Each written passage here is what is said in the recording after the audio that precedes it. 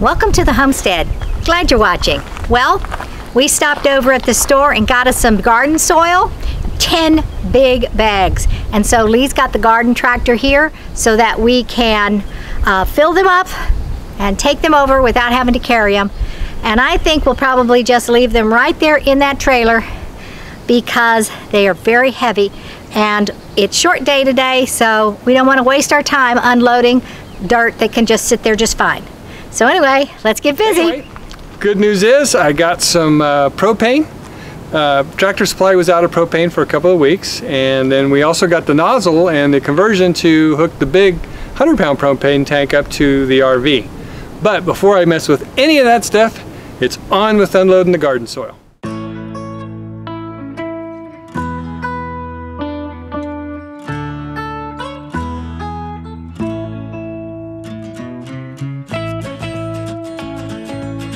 Now you may be thinking that's a lot of garden soil, and you might be right, 10 big bags.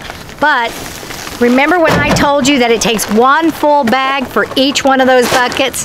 Well, I still have 6 buckets to fill.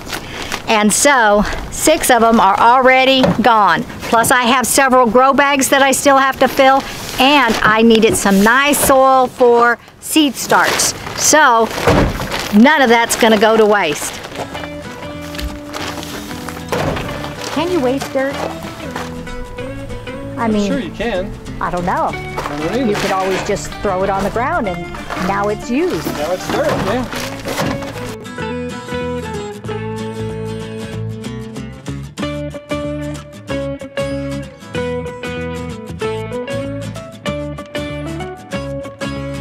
Tires, they're a little squatty. It's a lot of weight. It'll be fine.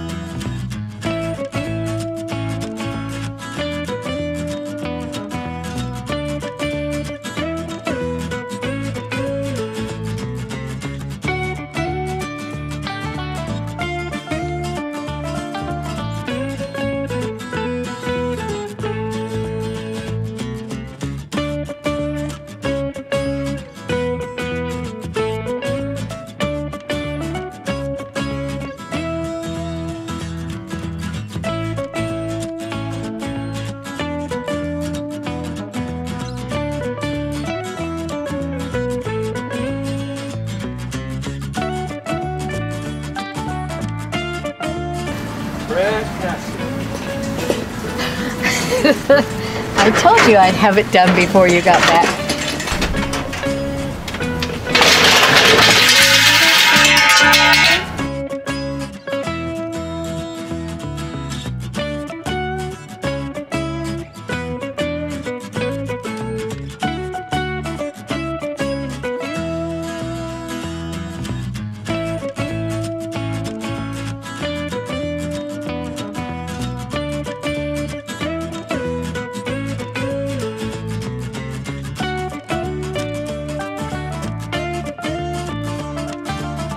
Okay, what Lee's taken out there to the garden area is a shelving unit that I use to put the plant starts on. Each shelf is covered with plastic in order to protect the wood. We're gonna have to figure out something along the edge because it's all screened, so we're gonna have to add plastic to the side of one so the rain doesn't come in and land on my shelf. Even though they're covered, why take that chance? Also, I've got some recyclables to take to the mulch bin. And so, we're heading out that way, but you're not going with us.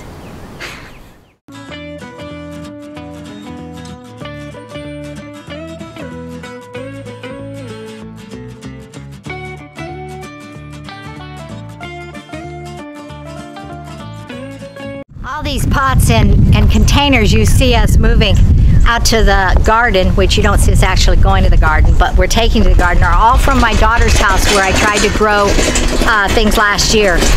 Unfortunately, a lot died. I had four banana plants that came out of the black buckets, and well, I forgot about them, and then it frosted and killed off the banana plant. So that was kind of a waste of money and a do-over in that. But anyway, this bucket right here that I'm going to help Lee with right now,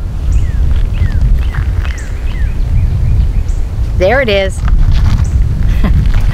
That one's super heavy because not only is it dirt, unfortunately the lid blew off and it's now wet, soppy dirt. We poured off all the water we could, and now it's going to take brute strength to move this thing.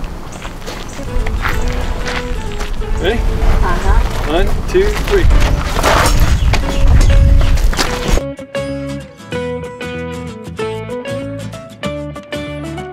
This trash can was also at our daughter's house, and we were keeping all the recyclable bottles and plastic in there so we could put the holes in them for the garden.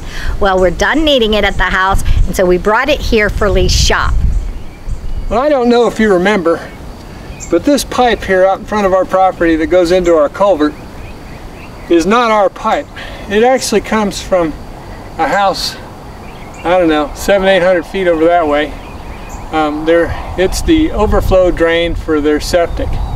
And years ago, I told you before, but years ago, this was all owned by one person, all of this property. And they split it all up, and that house is, somebody just finally bought that house. So before they get all doing their stuff, I'm going to cap this pipe off because it's not supposed to be over here in our culvert. Never was. But back in the day, they didn't check those things. So I'm going to cap it off.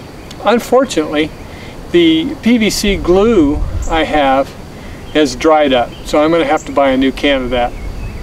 No big deal. We've got other things I'm sure that we're going to be doing with water and PVC pipes. So for now, though, I'm just going to slip it on. I did buy the right size, so I'm just going to slip it over there so I don't lose track of it.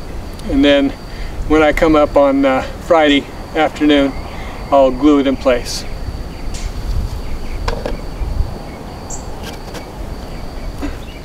Okay, I bought the adapter hose and another adapter to hook our 100-pound propane tank up to the RV. I didn't want to buy one big long hose and permanently mount it, because then we'd have to haul this long hose around anytime we went anywhere in the RV. So what I bought was a hose that'll go from the 100-pound tank with an adapter, and it should screw right into the existing hose that's on there. Let's hope so. We're going to try it anyway.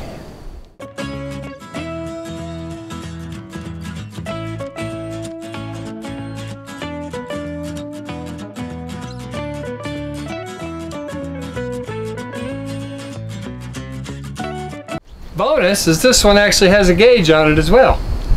I'm not sure if it'll work because it's not going to be at the tank. It's going to be downwind from it, but maybe. We'll see.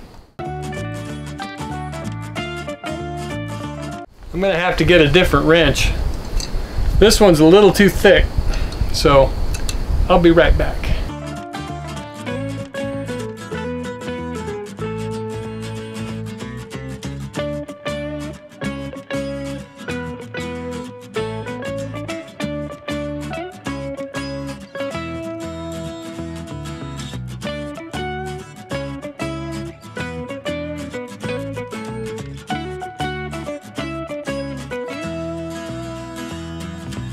Okay, well, everything hooked up like it's supposed to. Let's put the gas to it and see if it works. Well, there's no leaks. And it says we're almost full, which is funny because it's plumb full. Anyway, yay for us, this works.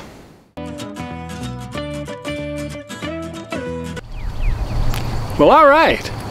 That's all there is for me. I've got to head back to the city tonight. Brenda's staying out on the property with the animals. She's going to take care of some business while I'm gone.